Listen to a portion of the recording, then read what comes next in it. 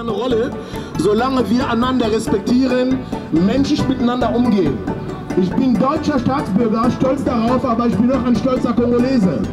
Und solange meine Heimat darunter leidet, dass bestimmte Machenschaften wegen Diamanten, Koltan, Blutgeld, ja, in Milliardenhöhe mein Volk dazu zwingt, nach Deutschland zu kommen, um hier um Asyl zu bitten, in einem Land, der 6,5 Mal größer ist als die Bundesrepublik Deutschland. Der Kongo ist nicht arm. Der Kongo gehört zu einem der reichsten Ländern Afrikas. Und trotzdem sind wir hier als Flüchtlinge, weil wir in unserem Land nicht in Frieden leben können.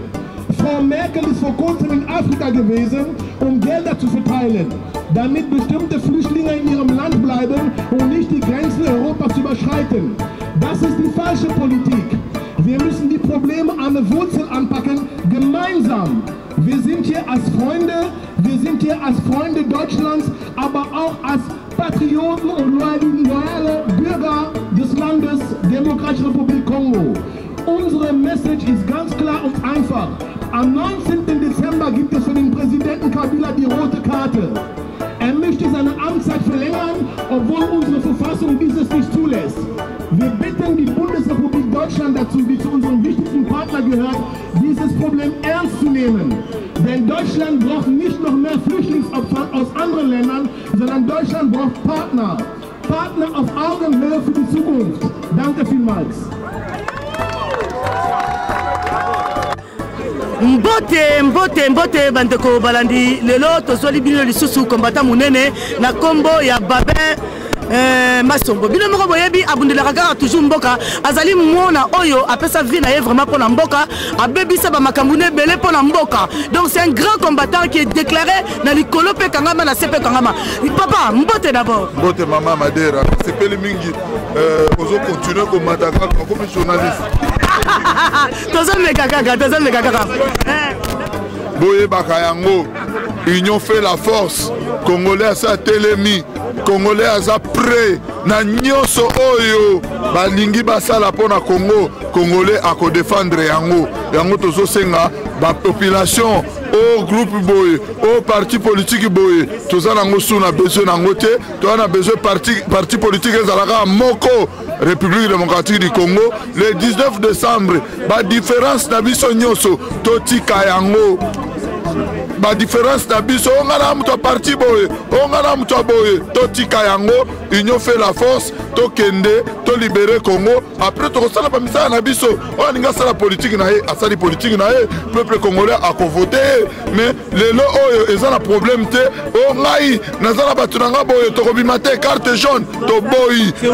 Non, to boy makambo aventure wana et puis to lingi sous dialogue ata moko te na Congo et puis dialogue avec Vital Kamerhe kutu mutu tout to stopisi monde d'or congolais na collabo na ye na nazo kanga kaka de collabo na nazo luka Kamerhe na Hippolyte Kanambe yanga na sina poni yo siko congolais oponi nani il faut opona ba mende ba matata mponyo ba kengo adondo mutu tout asana na collabo na ye 80 millions d'habitants, ce que tout a ponika collabore na ye to kimisa bango.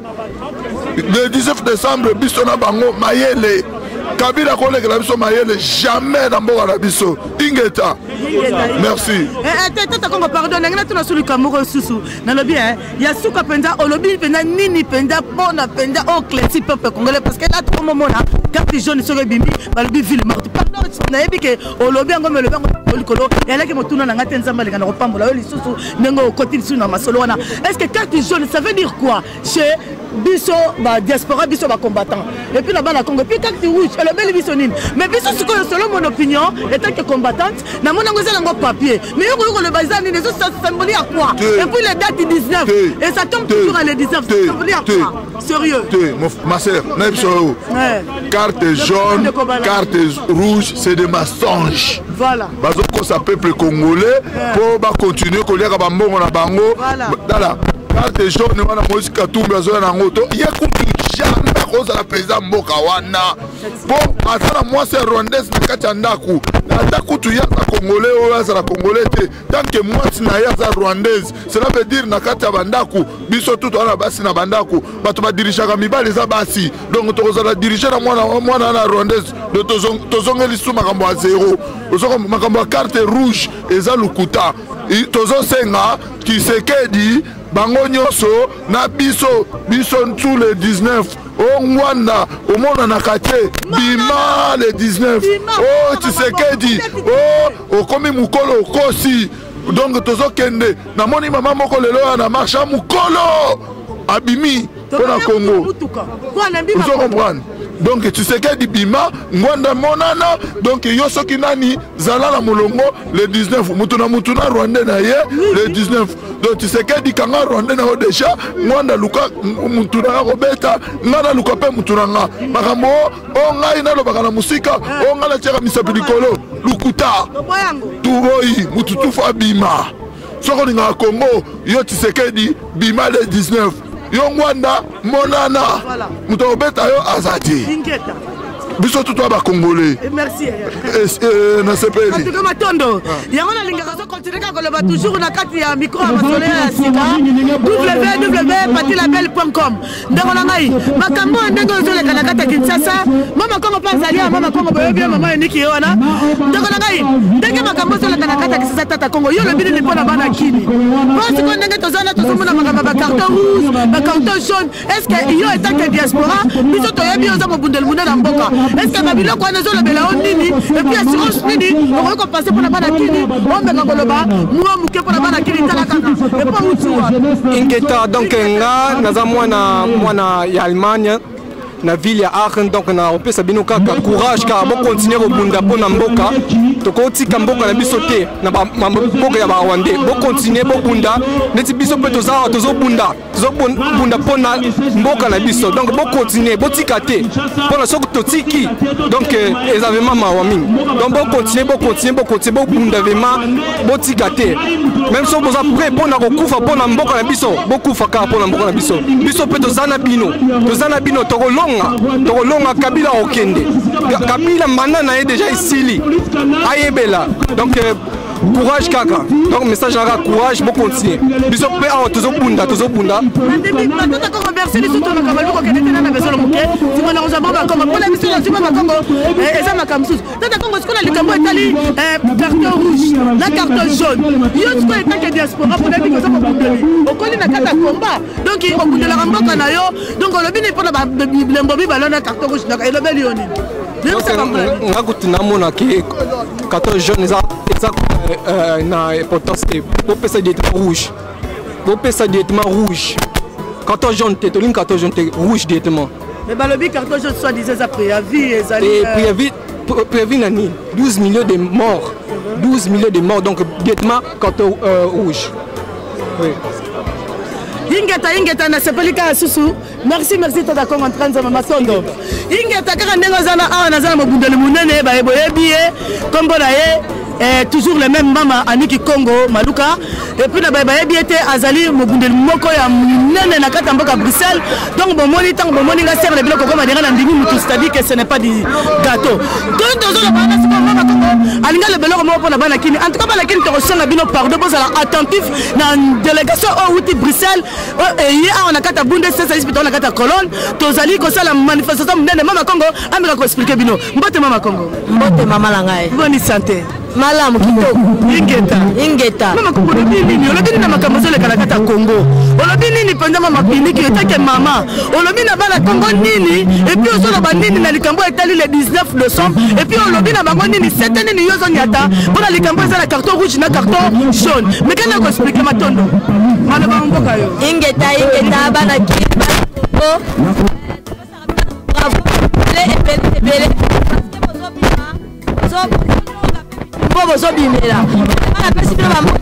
bravo ma félicitation on a mal à Kolobake biso tolemba te le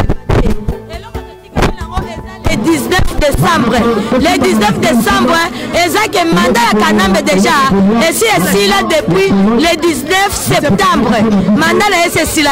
Mais le 19 décembre, Ezak est pour la Kokamata. Carton oya rouge, balbarake kotala simate. Kanambe bima la mboka la biso. Ya pardon te ya ninite. Ce que tu as mon boulot kili. Bon kamata ye pine, bon tumba ye. Carton rouge, carton à carton. Non, les bien pas papier. Carton jaune, carton rouge, mais ça n'a pas papier. Mais ma capa Congo, ça n'a pas belé. Et tout le basconi n'est pas la Congo. On l'a mis nini. Ce que vous avez le Cambako Fungo, la banque pour la vie que ça la souci que Kanamba Kende. Il y a un lobby. Carton on est sur le banini pour la maman comme le Bamboka. Matondo.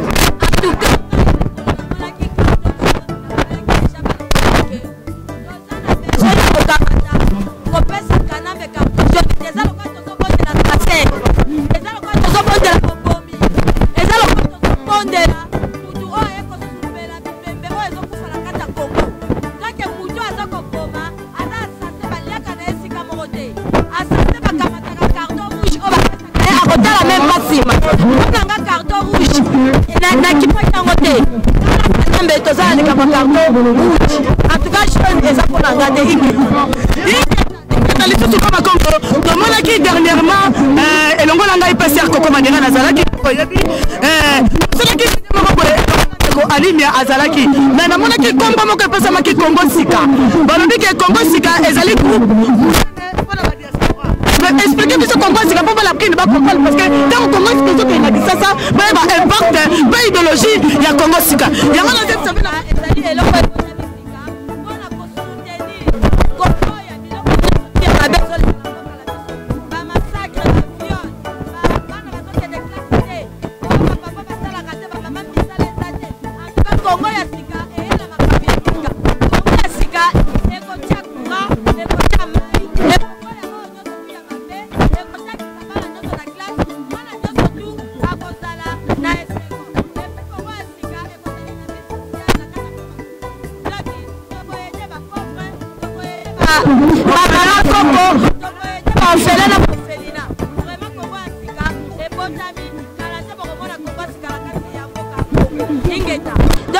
Kanambe ayaki kokomisa mboka na biso abattoir bakomisa mboka na biso baviande haché bakela kolia kango na Rwanda. Donc peuple congolais to telema ba organe na biso bakoma koteka kango ba Rwanda bakoma koboma biso pour kozo ba organe na biso koteka kango na États-Unis. Vraiment peuple to telema oh nyonso bandeko babomi na Beni bateki ebele ya ba organe ya bandeko ya Beni. Vraiment bandeko nanga bo telema oh tolobi lelo tolingi tolo balisu te ke Kanambe dégage biso fait ya masolo na biso suite fait eza le 19 décembre masolo ya munoko na biso tolo balisusu kombo ya Kanambe dégage toza su na besoin na yena kata mboka la biso te ya mibale na koyebisa bino ke Belgique Bruxelles et bengisi bino le 19 novembre toza la manifestation ya munene boya ebele na cadre kaka ya Kanambe dégage Kamere dégage, Moïse dégage, Roubert dégage, Zoé dégage, Jeannette dégage. En tout cas, tous a besoin de piloter. Ingeta.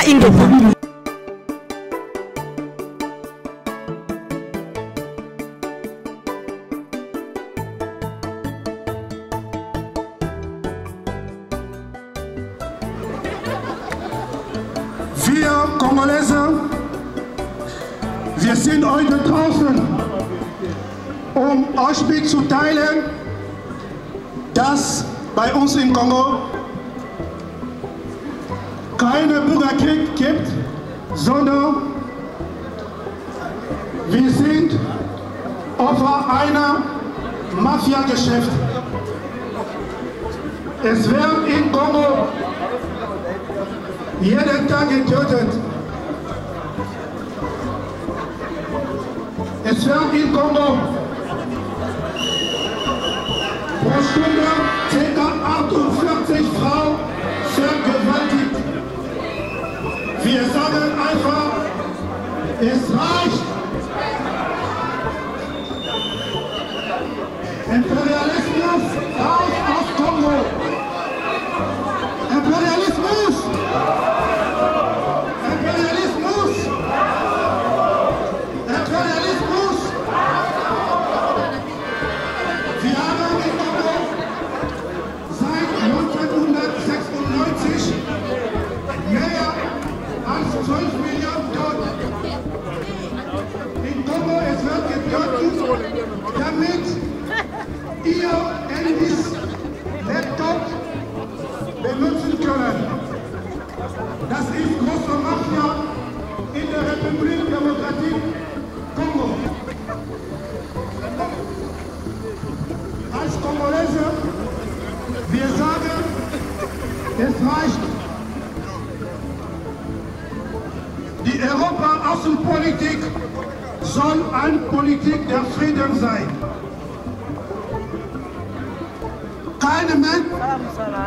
Keine internationalen Medien sprechen über Massaker und Gewalt in Kongo. Wir als Kongolese die Aufgabe, euch mitzuteilen, dass in Kongo jeden Tag werden Leute getötet. Ingeta! Ingeta!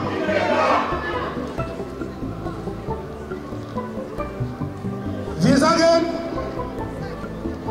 Europäer sind willkommen in Kongo, genauso wir auch in Europa willkommen sind. Aber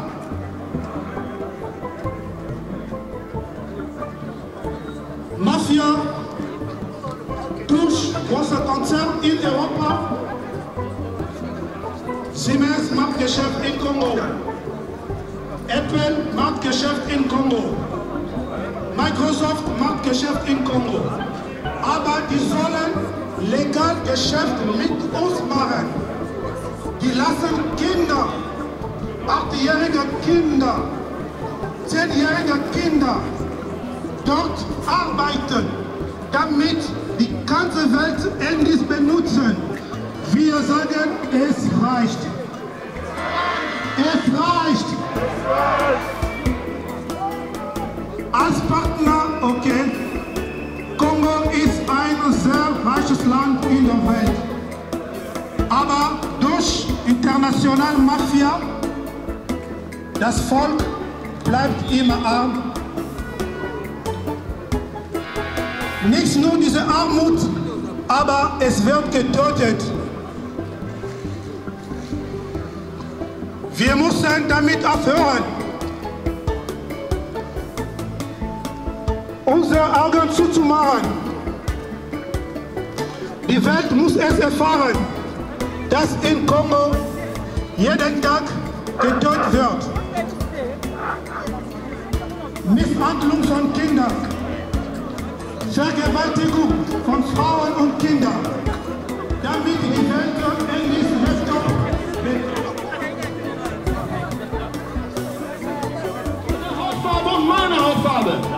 Der Unterschied besteht darin, ich komme aus einem anderen Land namens Demokratische Republik Kongo.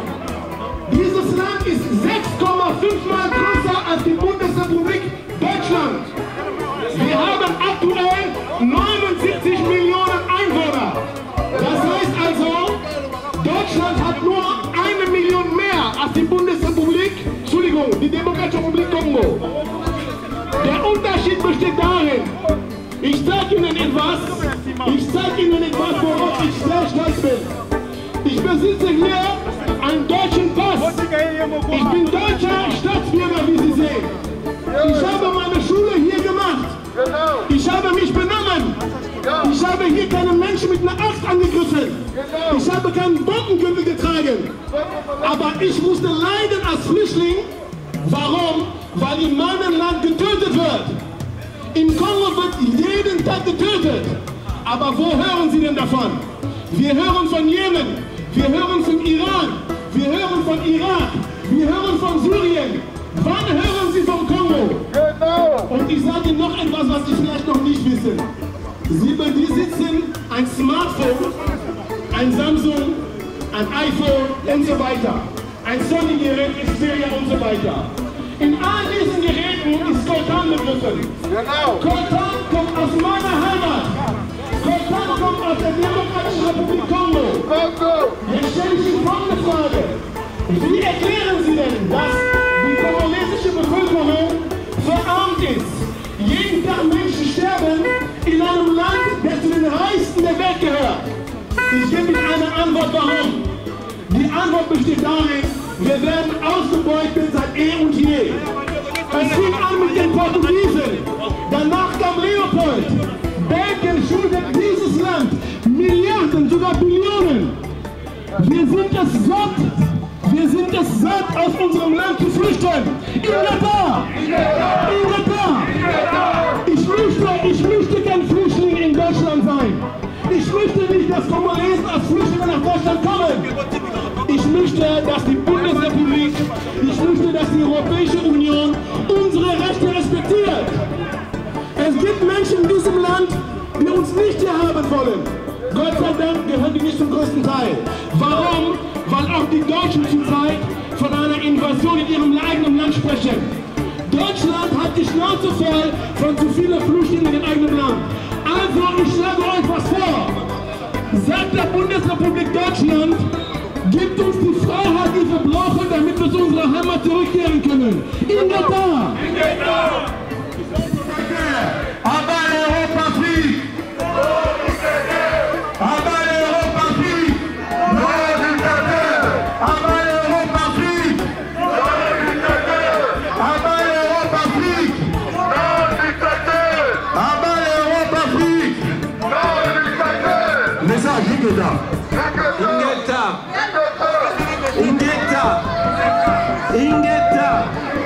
Ingeta. Das ist ein Wort, das ist ein kongolesisches Wort dafür. Dazu zu sagen, wir stehen dazu. Wir sind heute hier gekommen, wir demonstrieren einfach über diese Welt, die sich verändert hat. Das sogenannte Globalisierung. Die Welt ist ein Dorf. Die Welt ist ein Dorf geworden. Was in Syrien passiert, betrifft heute auch Deutschland. Genauso wie seit so viele Ereignisse in Kongo, in Afrika. Deswegen sind wir hier. Deswegen sind wir heute hier auf die Straße gekommen, um einfach darüber uns unsere Präsenz in Deutschland zu zeigen. Wir sind aus Kongo, wir sind hier politisch geflüchtet. Wir sind aus Kongo nach Deutschland gekommen, nicht weil wir in Deutschland unbedingt bleiben wollten. Unsere Eltern sind nicht hier gekommen, weil in Kongo so viel Demokratie gab. Nein, aber es liegt daran, weil Europa bzw. selbst Deutschland steckt dahinter. Wir leiden. Uns geht hier gut, wir können die anderen im Kongo vergessen. Sobald es wieder Krieg dort gibt, vielleicht kommen die wieder hier. Dann haben wir das gleiche Problem wie in Syrien. In Kongo gibt es keine Demokratie mehr. Unsere Verfassung wird die ganze Zeit unserer Verfassung in Kongo wird niemals von Europa, niemals von dem ganzen... So. Unsere Verfassung in Kongo.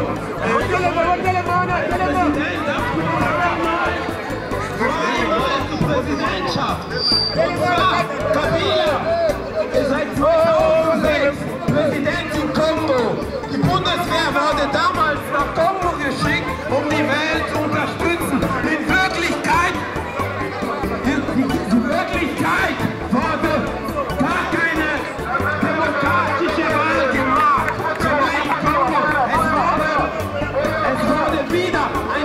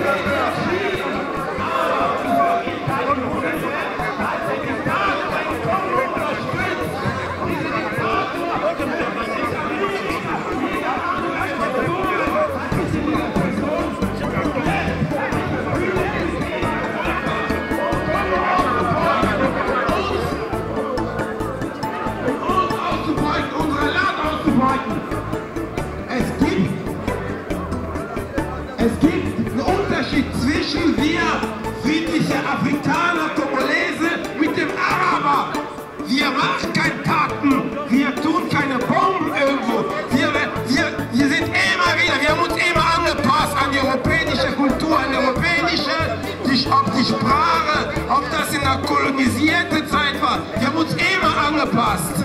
Aber immer wieder, eure Kinder stellt uns immer die Frage, wo kommst du her? Aus Afrika? Was machst du hier? Wieso seid ihr hier? Doch, wir sind hier, ganz einfach, weil bei uns bis heute immer noch Politiker aus Europa unsere Diktator unterstützen.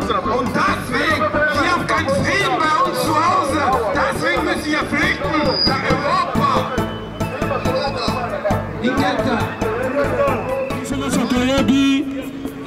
Colombo en 1997, tina 2016 lelo, tokufeli plus à 12 millions de morts. Tozali na 5 millions de femmes violées. Tokomi na ba Congolais oyo bakomi ba réfugiés na kati ya mboka na bango. Oyo kita to bomengo ya Congo bazali koyeba butu moi. Mbona somi ya mboka ya Congo oyo baka na minute oyo ngai na yo tozali awa mboka na biso ezali occupé na banguna ya Congo. Yango tozali kosenga na ba autorisation oyo tozwaki awa ndenge tosololaki na police allemand mpo bapesa biso autorisation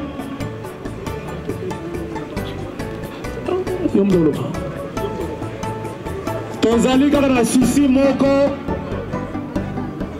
ete mboka na mboka ezaka mibeko na yango. Nakanisi bao bayaki na marche elekaki bomoyaki mwa nkokoso oyo tozalaki na yango mpona bafoto oyo bazali koboma bandeko na biso na Beni, bazali koboma bandeko na biso na Butembo mpona bacharnier ya maloko, mpona baloi ya baalemand bapekisaki biso bafoto wana.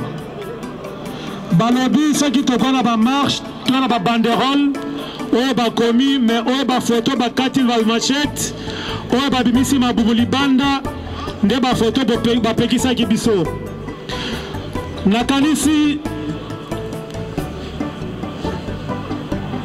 nakanisi ekozala esengo mingi ndenge toye na kimia mpo topanzana na kimia mpona tokanisa baoyo ya bandeko na biso oyo bakufi banda 97 titile na 2016. Ntango nyonso tolobaka ntango ya injustice ekomi loi boyebaka ke non résistance ekomaka devoir.